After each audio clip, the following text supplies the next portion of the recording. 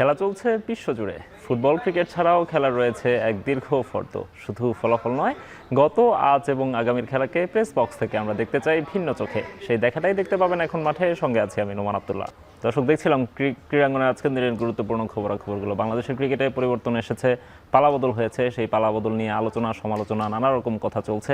সেসব নিয়ে আলোচনা করতে আমাদের সঙ্গে আছেন বাংলাদেশ ক্রিকেট বোর্ডের সাবেক পরিচালক সিরাজউদ্দিন মোহাম্মদ আলমগীর। আলমগীর ভাই, আপনাকে স্বাগত জানাচ্ছি। আপনাকে স্বাগত। আলমগীর ভাই, একটা পরিবর্তন হলো। আপনারা বুলবুল ভাইয়ের নেতৃত্বে যে নির্বাচনটা হয়েছিল, যে কমিটিটা এসেছিল, সেই কমিটির বিরুদ্ধে আপনারা সোচ্চার ছিলেন। আপনারা যারা সাবেক সংগঠকরা ছিলেন সবাই সোচ্চার ছিলেন। সেখানে নানা অনিয়ম নিয়ে আপনারা কথা বলেছেন বিভিন্ন মাধ্যমে, বিভিন্ন সময়ে। অবশেষে সেই যুগের সমাপ্তি হলো, নতুন একটা যুগ শুরু হলো তামিম ইকবালের নেতৃত্বে। আপনার অবজারভেশনটা জানতে চাই শুরুতেই। ধন্যবাদ। আসলে এটা আসলে কাঙ্ক্ষিত একটা বিষয় ছিল, কারণ আমরা বরাবরই বলে এসেছি যে প্রক্রিয়ায় গত ক্রিকেট বোর্ডের নির্বাচনটা হয়েছে, শুধু গতবার নয়, এর আগেও হয়েছে, বাট গতবার যেই প্রক্রিয়ায় হয়েছে এটা আসলে আমরা যারা সংগঠক আছি, আমরা মানে এটা বলে রাখা ভালো যে আমরা কিন্তু কখনোই বেনিফিশিয়ারি না। তারপরেও আমরা যখন অনিয়ম হয়েছে, আমরা যারা তৃণমূলের সংগঠক আছি, আমরা সবসময় কিন্তু এইসব বিষয়ে কথা বলার চেষ্টা করেছি। একইভাবে বিগত ক্রিকেট বোর্ডের নির্বাচন যেভাবে হয়েছে, যেই প্রক্রিয়ায় হয়েছে, যেইভাবে ক্ষমতার অপব্যবহার হয়েছে, যেইভাবে সরকারি হস্তক্ষেপ হয়েছে, আমরা বিষয়গুলো তুলে ধরেছি। এবং বর্তমান সরকার, বিএনপি সরকার ক্ষমতায় আসার পর একটা ভালো দিক আমরা দেখেছি। সেটি হচ্ছে বিগত সময়গুলোতে যেভাবে সরকার বদলের পর, একটা নতুন রিজিম আসার পর ইমিডিয়েটলি যে ফেডারেশনগুলো ভেঙে দেওয়ার যে কালচার ছিল, সেটি থেকে তারা অন্তত বের হয়ে আসতে পেরেছে। এবং আপনারা দেখবেন যে একটা প্রক্রিয়ার মাধ্যমে একটা তদন্ত কমিটি গঠন করা হয়েছে। এটা নিয়ে প্রশ্ন থাকতে পারে, অনেকভাবে এটাকে নিয়ে প্রশ্ন তুলে ধরতে, যেটা ভালো দিক আমার মনে হয় সেটাও বলা উচিত, যে একটা প্রক্রিয়ার মাধ্যমে একটা তদন্ত কমিটি গঠিত হয়েছে, সবার সাথে কথা বলেছে। আর যে অনিয়মগুলো তারা পেয়েছে, এগুলো আমরা কিন্তু দীর্ঘদিন ধরে বলে আসছি। এবং যারা ক্রিকেট বোর্ডেই নির্বাচনটা করেছেন, এটার পিছনে যারা ছিলেন, তারাও জানেন যে এই অনিয়মগুলো হয়েছে। তো এগুলা উঠে এসেছে। এবং জাতীয় ক্রীড়া পরিষদের যে ক্ষমতা আছে, 21 ধারায় যে জাতীয় ক্রীড়া পরিষদ বিধিমালার 2018-তে যে তাদেরকে ক্ষমতা দেয়া আছে, সেই ক্ষমতা তারা প্রয়োগ করেছে। প্রয়োগ করে তারা অ্যাডহক কমিটি গঠন করেছে। আমরা প্রত্যাশা করি এটা 3 মাসের অ্যাডহক কমিটি। এই কমিটি এই সময়ের মধ্যে ক্রিকেটের যে ড্যামেজটা হয়েছে বিভিন্নভাবে, সেটা পুনরুদ্ধারের চেষ্টা করবে।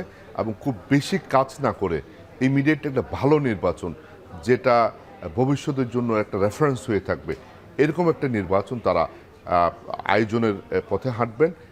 আমরা অবশ্যই এটাকে সাধুবাদ জানাবো। রাইট। কিন্তু সিরাজ ভাই, যেভাবে হচ্ছে, যে প্রক্রিয়া হলো, আপনি বললেন যে প্রক্রিয়া হলো সেটি নিয়ে প্রশ্ন থাকতে পারে। দেখুন, এনএসসির অধীনেই কিন্তু গত ইলেকশনটাও হয়েছিল। সেই কমিটিটাই আবার ভেঙে দিয়েছে এনএসসি। শুধু নেতৃত্বে পরিবর্তন হয়তো এসেছে। আগে আসিফ মাহমুদ সজীব ভুঁইয়া ছিলেন, সেখানে এখন আমিনুল হক এসেছেন। কিন্তু আলটিমেটলি দায়টা তো কিছুটা হলেও জাতীয় ক্রীড়া পরিষদের কাঁধেও যায়, কারণ তাদের অধীনেই নির্বাচনটাও হয়েছিল। এটা আসলে নিষ্ঠুর বাস্তবতা আমাদের দেশের প্রেক্ষাপটে। এটাই নিষ্ঠুর বাস্তবতা। তবে আমি ব্যক্তিগতভাবে সংগঠক হিসাবে আমি চাই যে এই জাতীয় ক্রীড়া পরিষদের যে কাঠামোটা, এই কাঠামোটাতে পরিবর্তন আনা প্রয়োজন বলে আমি ব্যক্তিগতভাবে মনে করি। এবং আমি বিভিন্ন মাধ্যমেও সেটা তুলে ধরেছি। আপনি একসময় কিন্তু জাতীয় ক্রীড়া পরিষদের যে কাঠামো, এটা কাঠামোর ভিন্ন রূপ ছিল। এখানে কিন্তু সরকারি হস্তক্ষেপ করার মতো সরকারি কর্মকর্তারা কিন্তু মূল পদে একসময় থাকতেন না। এখানে আমরা দেখেছি অনেক legend sports organizer, legend sports ফিগাররা কিন্তু এই জাতীয় ক্রীড়া পরিষদের ক্রীড়া পরিচালক হয়েছেন, ক্রীড়া প্রশাসন হয়েছেন। তাদের হাতে কিন্তু ক্রীড়াঙ্গন অনেক নিরাপদ ছিল। একজন সরকারি লক্ষ্যে আপনি যেভাবে প্রভাবিত করতে পারবেন একজন প্রকৃত সংগঠককে, এটা মাঠের মানুষকে কিন্তু আপনি সেভাবে প্রভাবিত করতে পারবেন না। তো এটা আসলে যুগের দাবি। আমি আশা করব আমাদের বর্তমান যে বিএনপি সরকার ক্রীড়াঙ্গনকে যেভাবে ঢেলে সাজানোর চেষ্টা করছে, এবং বেশ কিছু পদক্ষেপ আমরা দৃশ্যমান হয়েছে। স্কুল লেভেলে স্পোর্টসটাকে বাধ্যতামূলক করা, এই যে স্পোর্টস কার্ড বিতরণ করা সহ স্পোর্টসটাকে যে প্রাতিষ্ঠানিক রূপ দেওয়ার যে পরিকল্পনা আছে এটাকে বাস্তবায়ন করতে গেলে কিন্তু আমাদের জাতীয় ক্রীড়া পরিষদ থেকে ঢেলে সাজাতে হবে। এবং রাজনীতিকরণ শব্দটা কিন্তু অনেক লম্বা ব্যাখ্যা আছে, এটা আমরা ওই ব্যাখ্যাতে যদি নাও যাই, যতটুকু সম্ভব এটাকে নিয়ন্ত্রণ রেখে যারা যোগ্য সংগঠক যারা আছে বিভিন্ন পর্যায়ে, যারা যোগ্য সংগঠক আছে, যাদের খুব বেশি রাজনৈতিক অ্যাফিলিয়েশন নাই, এই লোকগুলোকে খুঁজে বের করে এনে যদি আমরা জাতীয় ক্রীড়া পরিষদ এই যে গভর্নিং বডিগুলোতে যদি আমরা অন্তর্ভুক্ত করতে পারি, তাহলে এই যে খারাপ উদাহরণগুলো আপনি যেটা বললেন যে জাতীয় ক্রীড়া পরিষদের ঘাড়ে যায় কিনা, এই দায়টা আস্তে আস্তে তাদের রাইট। আপনার কথা সূত্র ধরেই বলি ভাই, যে বাংলাদেশের সবগুলো ক্রীড়াঙ্গনের সবগুলো ফেডারেশনেরই অভিভাবক সংস্থা হচ্ছে জাতীয় ক্রীড়া পরিষদ, কিন্তু সেই ক্রীড়া পরিষদের চেয়ারম্যান পদাধিকার বলে থাকেন হচ্ছে যুব ক্রীড়া প্রতিমন্ত্রী, মন্ত্রী যিনিই থাকেন, মন্ত্রণালয়ের দায়িত্বে যিনি থাকেন। আপনি বলছেন যে আগে সেটি হয়তো ডিফারেন্ট ছিল, তো যদি সেটিই হয় সেক্ষেত্রে আপনি যদি সবগুলো ফেডারেশনের অভিভাবক সংস্থা যেটি, সেখানে যদি সরকার দলীয় কেউই যদি হচ্ছে সর্বোচ্চ আসনে আসীন থাকেন, সেক্ষেত্রে কি সেই সময়টাতে যে ফেডারেশনগুলো থাকে, সেই ফেডারেশনগুলোতে যে ইলেকশন হবে বা যে কমিটি হবে, সেখানে একটা প্রভাব নিশ্চয়ই থেকে যাবে এবং সেটি নিয়ে অবশ্যই প্রশ্ন তোলার সুযোগ থেকে যাবে। আসলে এটা সারা পৃথিবীর ব্যাপারে কিন্তু এই কালচারগুলো আছে। আপনি বিশ্বের অনেক উন্নত দেশে যখন সরকার বদল হয়, পুরো প্রশাসনিক কাঠামোই বদল হয়ে যায়। তাদের নিজেদের পছন্দের লোকদেরকে প্রশাসন চালাতে গেলে কিন্তু ক্রীড়াঙ্গনে মনে হয় এখান থেকে একটু আছে, এটা এই ধরনের রেফারেন্স উদাহরণ কিন্তু বেশ কিছু আছে। আমি জাতীয় ক্রীড়া পরিষদের যিনি চেয়ারম্যান হবেন, ক্রীড়ামন্ত্রী প্রতিমন্ত্রী হবেন, এই জায়গাটাতে আমার অবজারভেশনটা তেমন একটা নেই। আমার অবজারভেশন হচ্ছে যারা এই প্রশাসনিক কাজগুলো করবে, যারা এই মতামতগুলো উপস্থাপন করবে, যারা দিক নির্দেশনাটা দিবেন, তারা যদি নিরপেক্ষ থাকতে পারেন, আসলে কিন্তু আমাদের এই যে ব্যুরোক্রেসি যে প্রসেস, সব জায়গায় কিন্তু আসলে আমরা অনেক সময় মন্ত্রী এমপিদেরকে অনেক দায় দিয়ে যাই। আসলে মূল সমস্যা গলতটা কিন্তু আমাদের ব্যুরোক্রেসিতেই কিন্তু নিহিত। আপনি তারা যদি অনেস্টলি কাজটা করেন এবং একটা সরকারকে প্রপার যদি গাইডলাইন দিতে পারেন, তাদেরকে যদি সঠিক পথটা দেখাতে পারেন, আমার মনে হয় যে কোনো রাজনৈতিক সরকার ভালো পথে হাঁটার চেষ্টা করবেন। এবং বিগত দিনগুলোতে আমরা দেখেছি আমাদের এই যে রংলি গাইডেড হয়ে যায়, এই গাইডলাইনটাই কিন্তু তৈরি করে দেয় এই ব্যুরোক্রেসি প্রসেসটাই। সুতরাং আমার অবজারভেশনটা হচ্ছে ওই জায়গাতে। রাইট। আমাদের আলোচনা মনে হয় একটু আমলাতান্ত্রিক বা রাষ্ট্রীয় কাঠামোর দিকে চলে যাচ্ছে। আমরা একটু ক্রিকেটেই থাকতে চাই। যে প্রক্রিয়ায় হচ্ছে এই কমিটি এলো, যেভাবেই এসেছেন, একটা প্রশ্ন কিন্তু থেকে যায় আলমগীর ভাই, সেটা হচ্ছে যে গত 20 মাসে আমরা দেখছি যে 4 জন সভাপতির চেয়ারে বসেছেন, 4টা কমিটি এসেছে, এবং যেটি সবচেয়ে দৃষ্টিকটু ব্যাপার আমার কাছে মনে হয়েছে পার্সোনালি, সেটি হচ্ছে যে যেমন পাপন ভাইরা যখন চলে গেলেন, তারপর ফারুক ভাইরা আসলেন, ফারুক ভাই আসার পর তাকে সরানো হলো এক রাতের ব্যবধানে, বুলবুল ভাই আসলেন, বুলবুল ভাইকে সরানো হলো দিনে দিনে, যে চেয়ারটাতে তিনি সকালবেলা দুপুরবেলা পর্যন্ত ছিলেন সেখানেই সন্ধ্যায় আরেকজন বসলেন, তামিম ইকবাল আসলেন। এই যে মানে অনেক তাড়াহুড়ো মনে হচ্ছে, বা সবাইকে ওই চেয়ারটাতে বসার জন্য খুব তড়িঘড়ি করতে দেখা যাচ্ছে, এটা একটু দৃষ্টিকটু কিনা? প্রথম কথা। দ্বিতীয় কথা, আপনি বিসিবিতে অনেক বছর ছিলেন বা আপনারা কাজ করেছেন, বিসিবিতে আসলে এমন কি মধু আছে বা কি আছে যে এখানে আসার জন্য সবাই এমন উদ্গ্রীব থাকেন? আসলে আপনি যেটা বললেন দিনে দিনে যেটা হয়েছে, আমি এই কথাটা আগেই বলেছি যে আমি এই সরকারকে এবং বিশেষ করে আমাদের ক্রীড়া প্রতিমন্ত্রীকে আমি ধন্যবাদ জানাতে চাই যে তিনি সরকার বদলের পরের দিনেই কাজটি করেননি। বিগত সময় কিন্তু কাজটা এইভাবেই হয়েছে। যখনই সরকার বদল হয়েছে ইমিডিয়েট নেক্সট ডেতে কিন্তু এই কাজগুলো হয়েছে, এবং আমরা গত তত্ত্বাবধায়ক সরকারের আমলও আমরা সেটা দেখতে পেয়েছি। কিন্তু আপনি এই সরকার ক্ষমতায় আসার 2 মাস কিন্তু প্রায় 3 মাসের কাছাকাছি সময় পার হচ্ছে। দীর্ঘ সময় ধরে কিন্তু তারা বুলবুলের চেয়ারে ছিলেন। সুতরাং এটা কিন্তু ওভারনাইট হয়নি, এটা সময় নিয়েছে, তদন্ত হয়েছে, তদন্ত রিপোর্ট এসেছে, তদন্ত রিপোর্টের ভিত্তিতে কিন্তু ক্রিকেটটা তো আসলে প্রশাসনের সাথে যদি আপনি ফেডারেশনগুলো যদি ভালো সম্পর্ক না থাকে তাহলে ক্রিকেটটা তো চলবে না। আর ক্রিকেট একটা স্থবিরতা আমরা এটা দীর্ঘ সময় ধরে আমরা দেখছি। আপনি ঢাকার ক্লাব ক্রিকেট একটা স্থবিরতা আছে, ক্লাবগুলা এই কমিটির অধীনে খেলবে না। 64 জেলাতে আমরা যারা জেলা পর্যায়ে কাজ করি, গত 2 বছর ধরে ক্রিকেট এক প্রকার বন্ধ আছে, কারণ ওখানেও কিন্তু এই যে অ্যাডক কমিটিগুলো হয়েছে, এই অ্যাডকগুলো যোগ্যতা নিয়ে যারা কমিটিতে এসেছেন তাদের যোগ্যতা নিয়ে প্রশ্ন আছে, তারাও কিন্তু সেইভাবে কাজ করতে পারেনি। সুতরাং এটা রিস্টার্ট করা কিন্তু খুব জরুরি। আপনি এইভাবে যদি চলতে থাকে, ক্রিকেটটাকে যদি দীর্ঘ সময় আমাদের মাঠের বাইরে রেখে দিই, তাহলে এইটার কনসিকুয়েন্সটা কিন্তু আমাদেরকে ভোগ করতে হবে। সুতরাং এই 2 মাস সময় নেওয়াটা অবশ্যই তাদের ব্যাপার বলবো, যে প্রক্রিয়া হয়েছে এটা কাঙ্ক্ষিত ছিল। আরেকটা প্রশ্ন কি করলেন? আরেকটা প্রশ্ন ছিল যে এই পদটাতে যাওয়ার জন্য সবাই এত উদ্গ্রীব থাকেন কেন? আসলে এটা একটা সোশ্যাল ভ্যালু, এখানে কিছুই নেই। আমরা যারা ক্রিকেট বোর্ডে ছিলাম বা বিগত সময়ে যারা ছিল, ভবিষ্যতে যারা আসবে, এটাকে আসলে it's a place of organisers. তো এইটা প্রতিযোগিতা থাকবে, এই প্রতিযোগিতাটা যে সুস্থ হয় এবং যোগ্য লোকগুলোর আসার প্রক্রিয়াটাকে যাতে মসৃণ হয়, এই কারণে আমরা বারবার বলছি যে আমাদের ক্রিকেট বোর্ডের যে বিদ্যমান কনস্টিটিউশনটা আছে এবং আমি যে ইনভেস্টিগেশন টিম হয়েছে, I am the only person মনে হয় যে আমি এই যে সংস্কারের যে কথাগুলো, আমি তদন্তের বিষয়ের চেয়ে আমার সংস্কারের প্রস্তাবনাগুলোই কিন্তু আমার বেশি ছিল এবং আমি লিখিতভাবে সেই প্রস্তাবনাগুলো কনস্টিটিউশনের কোথায় ক্ষমতার অপব্যবহার করার সুযোগ আছে, প্রেসিডেন্টের ক্ষমতার সাথে সমন্বয় করা, এই বিষয়গুলো আমি কিন্তু লিখিতভাবে তদন্ত কমিটিকে দিয়েছি এবং তদন্ত কমিটি সেগুলো তুলে এনেছেন। এই জায়গাগুলোতে আসলে আমাদের কাজ যদি আমরা করতে না পারি, আমাদের গঠনতান্ত্রিক বিষয়গুলোকে যদি আমরা স্ট্রিমলাইনে আনতে না পারি, তাহলে কিন্তু এই যে মধুর কথা বললেন, এই মধু চাটার লোক আসবেই। এদের আসার জায়গাটা প্রকৃত সংগঠকদের যারা যোগ্য তাদেরকে আনার যদি আমরা ধারাগুলো এখানে প্রতিস্থাপন করতে পারি, তাহলে আমার মনে হয় যে এই অশুভ প্রতিযোগিতা বন্ধ করা যাবে। কিন্তু আরেকটা প্রশ্ন, সেটা হচ্ছে যে আপনি বললেন যে এই পদটা বা এই জায়গাটা হচ্ছে সোশ্যাল ভ্যালুর জায়গা। আমরা 3 জন সাবেক অধিনায়ককে দেখলাম গত কয়েক মাসে, তারা সভাপতির চেয়ারে ছিলেন। এর মধ্যে সবারই সোশ্যাল স্ট্যাটাস বেশ হাই ছিল আমাদের ক্রিকেট প্রেমীদের কাছে, সবার কাছে, দর্শকদের কাছে, সমর্থকদের কাছে, সবার কাছে। তো তারা যেভাবে আসলেন, ফারুক ভাই ছিলেন একটা ইন্টারিম ইয়ের মতো, ইন্টারিম কমিটির প্রেসিডেন্ট ছিলেন, তারপর তিনি তাকে সরিয়ে দেওয়া হলো। বুলবুল ভাই আসলেন, তিনি একটা টি-20 ইনিংস খেলতে চেয়েছিলেন, পরে তিনি টেস্ট খেলতে নেমে গেলেন। তিনি ইলেকশন করবেন না বলেও পরে ইলেকশন করলেন, যে প্রক্রিয়া করলেন সেটি নিয়েই তো এত কথা। তারপর তো আমি ইকবাল আসলেন। তো আমি যেটা বলছি যে 3 জন সাবেক অধিনায়ক, তারা কি তাদের সোশ্যাল ভ্যালুটা আসলে বাড়াতে পারলেন বা তাদের ভ্যালুটা রাখতে পারলেন, নাকি এখন আত্মমর্যাদা নিয়ে একটা প্রশ্ন উঠে যাওয়ার সুযোগ তৈরি এটা হয়েছে? স্বাভাবিকভাবে উঠেছে।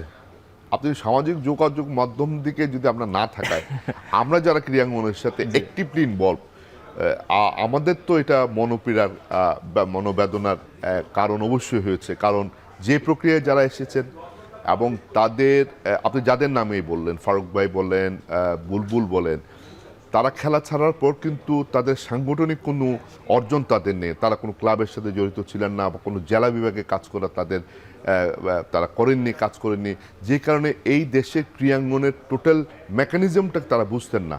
তাদের এই যে কাদের কী সম্পৃক্ততা আছে, কী অ্যাফিলিয়েশন আছে, তো এই জিনিসগুলো তারা আসলে কখনো বুঝেননি, আর বোঝার মতো তারা সেই প্রক্রিয়াও জানেনি, যে কারণে তাদের ফেলড হওয়াটা শুধু সময়ের ব্যাপার ছিল। এখন পদলোপের বিষয়টা যেটা বলছি, আই এম রিয়েলি সারপ্রাইজ যে বুলবুল ভাই, যিনি আইসিসিতে দীর্ঘদিন কাজ করেছেন, ইজ এ ভেরি প্রফেশনাল মানুষ। উনি গেম ডেভেলপমেন্টে ওনার যথেষ্ট দক্ষতা আছে। একসময় ক্রিকেট বোর্ডের সিইও হতে চেয়েছিলেন এবং বিভিন্ন ডিপার্টমেন্টে কাজ করতে চেয়েছিলেন। উনি প্রেসিডেন্ট হওয়ার পর টি-20 খেলতে এসে উনি কি লোভে পড়ে উনি টেস্ট ক্রিকেটে খেলতে গেলেন এবং এত অনৈতিকভাবে এই পদে আসা ওনার কি বেশি প্রয়োজন ছিল, আসলে এটা উনিই ভালো বলতে পারবেন। তবে এটা আমরা ভবিষ্যতেও কারো কাছ থেকে প্রত্যাশা করি না।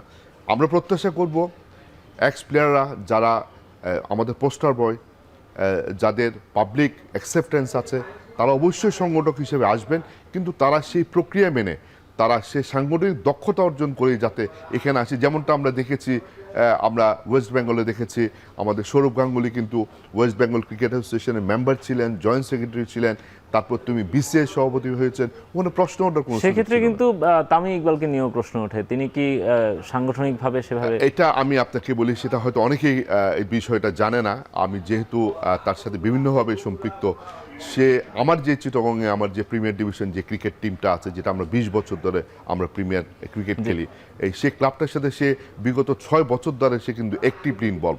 সে ফিনান্সিয়াল সাপোর্ট থেকে শুরু করে সে বিভিন্নভাবে প্লেয়ার্স কালেকশন থেকে শুরু করে আমাদের সেই ক্রিকেট কমিটির চেয়ারম্যান সেই 2020 সাল থেকে। তো অনেকেই কিন্তু তার হয়তো ক্রিকেট ক্যারিয়ারটা এত বেশি রিচ, এই বিষয়গুলো নিয়ে আসলে অনেকে জানে।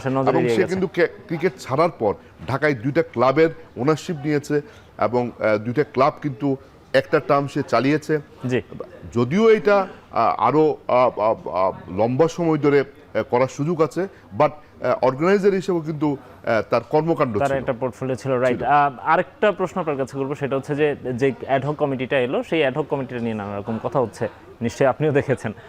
সেখানে বিরাজনীতির কথা বলছি আমরা, রাজনীতিমুক্ত ক্রীড়াঙ্গনের কথা বলছি, কিন্তু রাজনৈতিক পরিবারের বেশ কয়েকজন সদস্য সেখানে আছেন, এটা নিয়ে নানা রকম সমালোচনা হচ্ছে, আপনার অবজারভেশন জানতে চাই। এটা হচ্ছে, এটা বিভিন্ন পারসেপশন আছে, বিভিন্ন জন বিভিন্নভাবে বলবে, এইটাই স্বাভাবিক।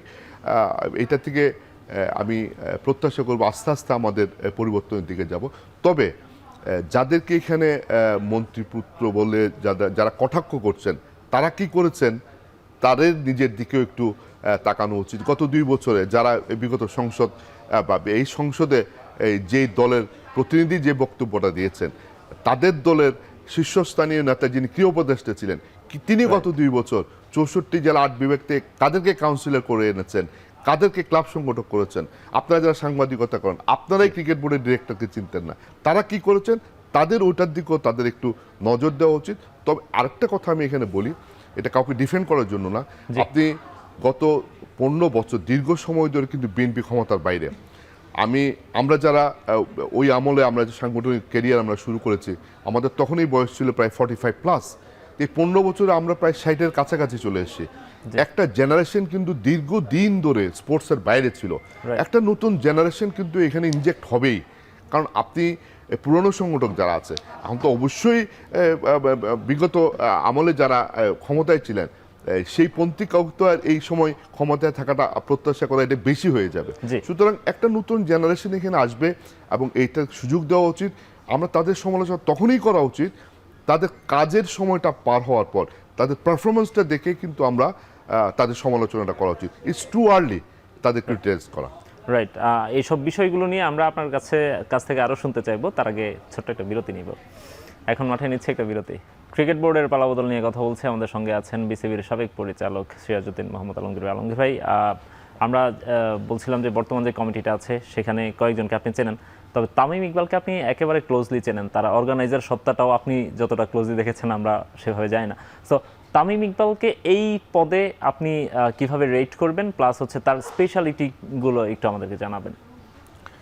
আসলে তার সাথে আমার এই যে পারিবারিক রিলেশনের বাইরেও যে স্পোর্টস নিয়ে, কারণ আমি যখন ক্রিকেট বোর্ডের ডিরেক্টর ছিলাম তখনই তার ইন্টারন্যাশনাল ক্রিকেট শুরু।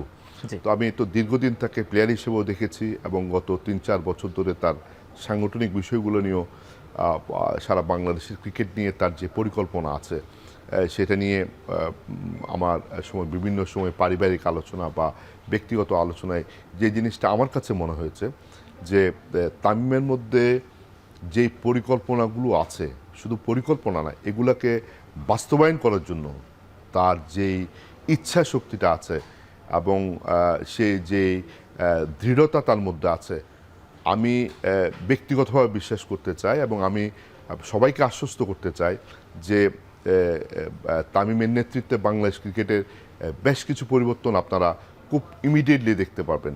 এবং পরিবর্তনের জন্য তার যে এগ্রেশন আছে, বিগত সময়ে আমরা নিজেরাও বা অনেক সংগঠকরা অনেক ভালো ভালো কথা আমরা বলেছি বিভিন্ন মাধ্যমে। আমরা রিজিওনাল ক্রিকেট অ্যাসোসিয়েশনের কথা আজকে 25 বছর ধরে বলে আসছি, সেটা কেউ বাস্তবায়ন করেনি। আমরা প্লেয়ারদের স্যালারি নিয়ে, রিমুনারেশন নিয়ে অনেক আন্দোলন দেখেছি, অনেক কথা দেখেছি। আশার বিষয় যে আসলে এই কমিটি চেয়ারে বসার প্রথম দিনেই কিন্তু প্লেয়ারদের স্যালারি এনহ্যান্স করা হয়েছে এবং আমাদের যে ক্রিকেট বোর্ডের যে এফডিএর আছে, যে আর্থিক সক্ষমতা আছে, এটা প্লেয়ারদের পিছনে এবং ক্রিকেট ফ্যাসিলিটিস ইনফ্রাস্ট্রাকচার ডেভেলপমেন্টের পিছনে ব্যয় করার কথা যেটা আমরা বলে থাকি বা বলার চেষ্টা করি, সেই দায়িত্বটা কিন্তু তামিম নিজেই নিয়েছে ফ্যাসিলিটিস কমিটির দায়িত্ব নিয়ে এবং তার পরিকল্পনা আছে বাংলাদেশের বিভিন্ন জায়গায় ক্রিকেট ইনফ্রাস্ট্রাকচার প্লেয়ারদের জন্য তাদেরকে বেটার ফ্যাসিলিটেট করার জন্য ইনফ্রাস্ট্রাকচার ডেভেলপমেন্ট করার তার প্ল্যান আছে এবং সে প্ল্যানের পরিকল্পনার অংশ হিসেবে কিন্তু সে ফ্যাসিলিটি কমিটির দায়িত্ব সে নিজেই নিয়েছে। এটা ভালো দিক, প্লেয়ারদের স্যালারি বাড়িয়েছে, ইনফ্রাস্ট্রাকচারটা যদি আমরা আমি আমি আমি ব্যক্তিগতভাবে মনে করি আমাদের যে ক্রিকেট বোর্ডে যে আর্থিক সক্ষমতা আছে তার যদি 10%ও আমরা যদি এই ক্রিকেট ইনফ্রাস্ট্রাকচার ডেভেলপমেন্ট এবং ক্রিকেটের জন্য আমরা ব্যয় করতে পারি, 10%ও কিন্তু it's comes about 140 crore। Right, আমরা যদি গত 20 বছর দেখে থাকি আমাদের ক্রিকেটের পিছনে ইন্টারন্যাশনাল কমিটমেন্ট, আমাদের national commitment, age group cricket, আমরা অনেক টাকাই খরচ করেছি, কিন্তু আমরা যেই কোর যেই বিষয়গুলো আছে আমাদের ইনফ্রাস্ট্রাকচার ডেভেলপমেন্টের কথা বলি, আমরা যে প্লেয়ারদের স্যালারি বাড়ানো, তাদেরকে ফ্যাসিলিটেট করা, এর পিছনে আমরা কত টাকা ব্যয় করছি, এই সংখ্যাটা যদি আমরা তুলে আনতে পারি আমরা দেখব যে আমাদের আসলে সাংগঠনিক ধন্যতা উঠে আসবে। এবং আমি মনে করি, বিশ্বাস করি, তার সাথে আমার ব্যক্তিগত সম্পর্কের কারণে আমি এটা সবাইকে আশ্বস্ত করতে পারি, তার নেতৃত্বে বাংলাদেশ ক্রিকেটের পরিবর্তন দৃশ্যমান হবে এবং এটা খুব দ্রুতই আমরা প্রত্যাশা করতে পারি। রাইট, তামিম ইকবালের শুরুটা হয়েছিল তখন আমরা তাকে বুম বুম তামিম বা নানা নামে ডাকা হতো। অ্যাগ্রেশন ছিল, যেটা আপনি বলছিলেন, তার ব্যাটিংয়ে অ্যাগ্রেশন ছিল। অ্যাজ এ পার্সন উনি কিছুটা অ্যাগ্রেসিভ হয়তো বা ডিসিশন নেওয়ার ক্ষেত্রে। আমরা দেখব তিনি গতকালই প্রথমবার আনুষ্ঠানিকভাবে বৈঠকে বসেছেন অ্যাডহক কমিটির সঙ্গে।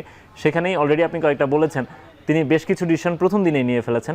এর মধ্যে স্ট্যান্ডিং কমিটির দায়িত্ব তিনি প্রথম দিনেই বুঝিয়ে দিয়েছেন কে কোন দায়িত্বে থাকবে। নারী ক্রিকেটারদের বেতন বৃদ্ধি করেছেন, ঘরোয়া ক্রিকেটের ম্যাচ ফি বাড়িয়েছেন। নারী ক্রিকেটারদের সেখানে তিনি যে সেন্ট্রাল কন্ট্রাক্টটা আছে সেখানে সংখ্যাটাও বাড়ানোর ঘোষণা দিয়েছেন।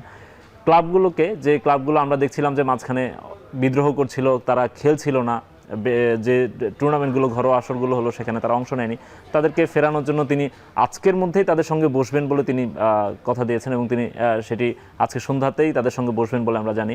এবং সংকট মোকাবেলায় বিদ্যুৎ সাশ্রয়ী নিউজিল্যান্ড সিরিজের সময়সূচি পরিবর্তনের একটা সিদ্ধান্ত তিনি নিয়েছেন। রাষ্ট্রীয় একটা গুরুত্বপূর্ণ ব্যাপার মনে হচ্ছে এটা, এখন যে সংকট চলছে দেশে সেখানে তিনি সেই বিষয়টাতেও নজর দিয়েছেন, এটাও একটা নিশ্চয়ই গুরুত্বপূর্ণ ব্যাপার। সুতরাং প্রথম দিনেই মোটামুটি তিনি কিছুটা হলেও মানুষের নজর কাড়তে বা দর্শকদের জন্য মনে হয় কি অনেকগুলো সুখবর তিনি দিয়েছেন। এটা আসলে আমি আপনাকে যেটা বললাম যে তার ক্রিকেট ক্যারিয়ারিং, কারণ তাকে তো আমি একদম ছোটকাল থেকে দিয়েছি, তার মধ্যে শুরু থেকেই কিন্তু সে এগ্রেশন ছিল এবং এই এগ্রেশনটা কিন্তু আমি সংগঠক হিসেবে আমি এটা বলতে পারি যে তার প্রথম সময় যে সিদ্ধান্তগুলো ওগুলো যদি আমি স্ট্যান্ডিং কমিটির ফরমেশনগুলো যদি আমরা দেখি এবং বাকি যে সিদ্ধান্তগুলো দেখি তাহলে কিন্তু এটা পরিষ্কার যে তার এগ্রেশনগুলো ইজ ভেরি ক্লিয়ার।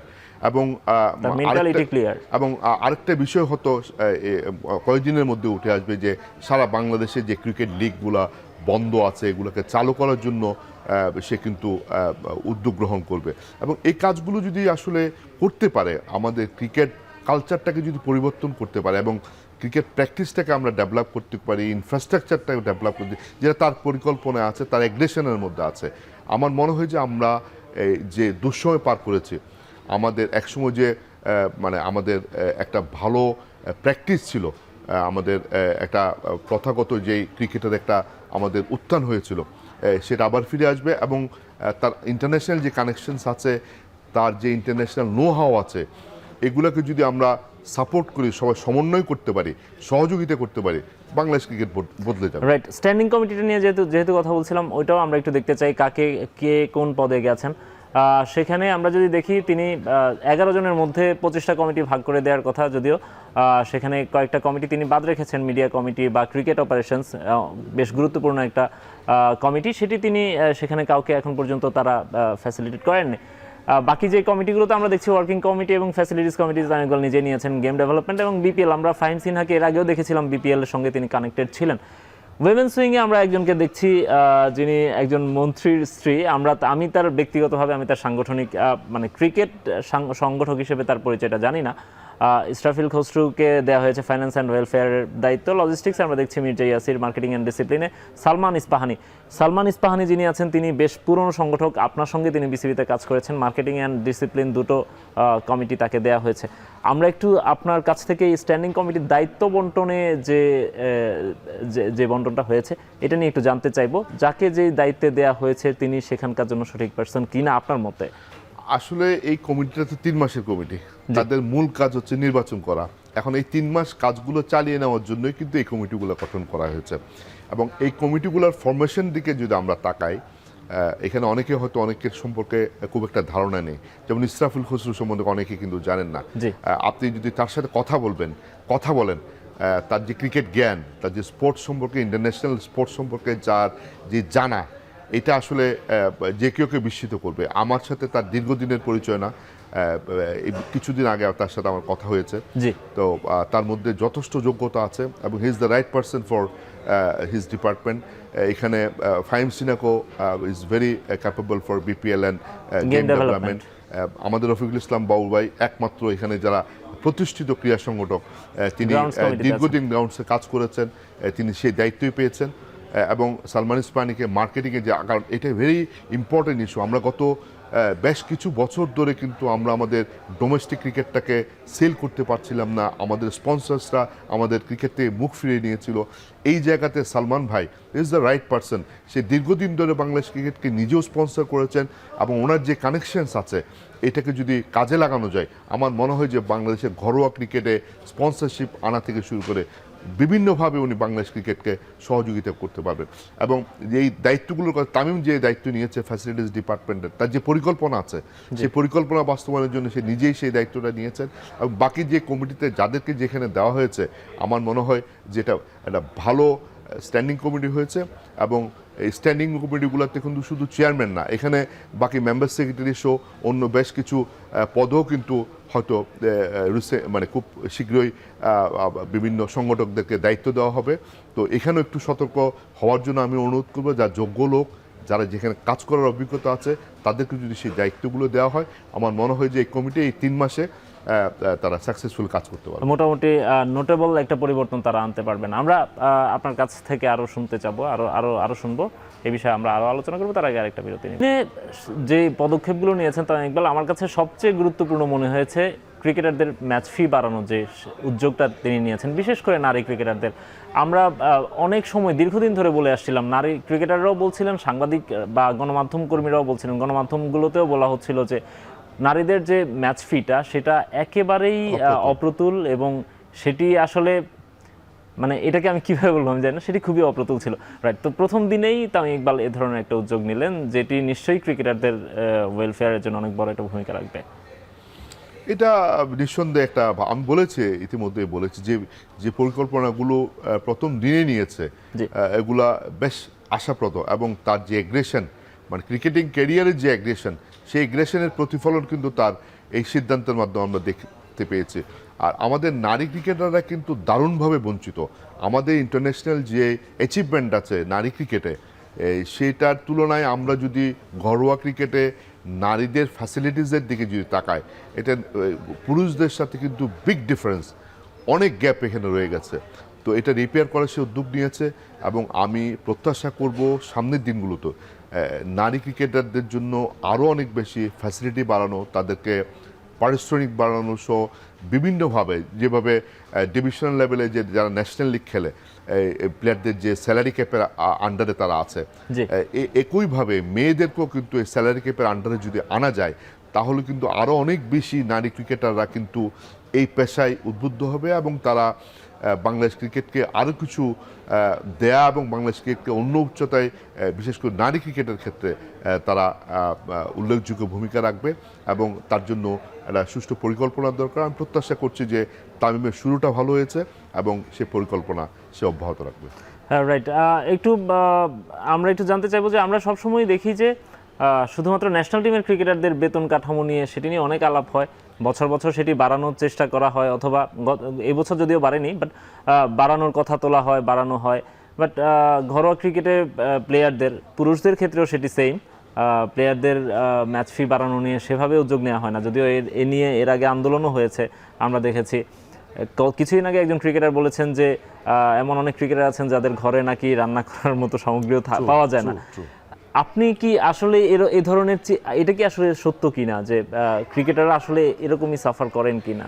আচ্ছা, ক্রিকেটার বলতে কিন্তু আমরা শুধু ঢাকা কেন্দ্রিক ক্রিকেটারদের কথাই কিন্তু আলোচনায় আনি, তাদের কথাই আমরা বলি।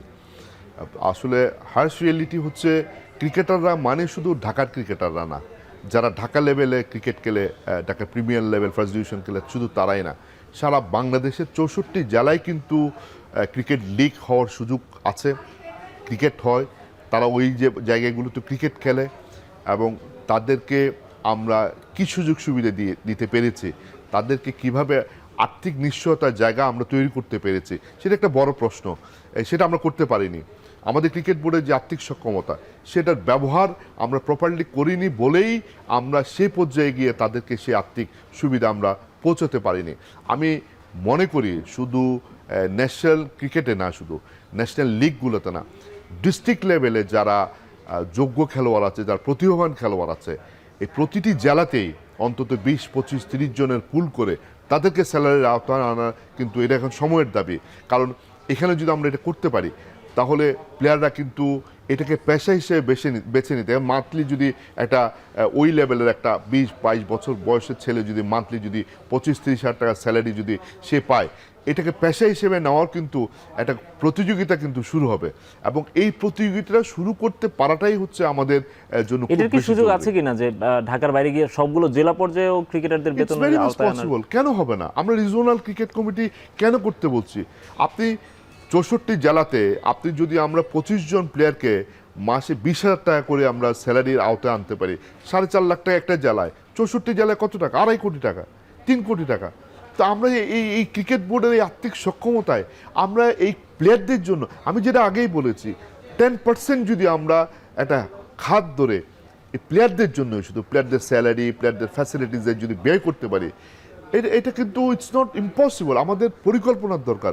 140 কোটি টাকাকে যদি আমরা যদি ভাগ করি, এই জেলার ক্রিকেটারদের জন্য আপনি 64 জেলাতে আমরা যদি 1500 ক্রিকেটারকে যদি স্যালারির আওতায় আনি, কত টাকা আপনাকে ব্যয় করতে হবে? It's a very minimum amount. এটা হচ্ছে পরিকল্পনার দরকার এবং এই যে অ্যাগ্রেশনের দরকার। এবং আমি কিন্তু এই অ্যাগ্রেশনটা তামিমের মধ্যে দেখতে পাচ্ছি। এটা তাকে এটা যদি বাস্তবায়ন না দেখতে পারি, আমরা কিন্তু তারও সমালোচনা করব। এই কথাগুলো কিন্তু আমরা আবার বলবো যে এই পরিকল্পনা ছিল, বাস্তবায়িত হয়নি। আমরা যেমন এটা করার সুযোগ ছিল, তারা করেনি। তো সুতরাং অ্যাগ্রেশনটা আছে এবং অ্যাগ্রেশনটার আমরা প্রতিফলন কিন্তু প্রথম মিটিংয়ে দেখতে পাই। সুতরাং শুধু ঢাকার ক্রিকেট না, সারা বাংলাদেশের আমরা যদি 1500 ক্রিকেটারকে যদি আমরা আমাদের আয় বলে আনতে পারি, তাদেরকে স্যালারির আওতায় আনতে পারি, এখান থেকে আপনি আন্তর্জাতিক মানের 20-25 জন খেলোয়াড় পাবেন না, এটা কিন্তু মানে কেউ মনে করে না। সুতরাং সুযোগ আছে, শুধুমাত্র অ্যাগ্রেশনটা দরকার, বাস্তবায়ন দরকার, সবার সহযোগিতা দরকার। সেটাই। আলমগীর ভাই, আমরা আরও কথা বলবো, তার আগে আরেকটা বিরতি নিব।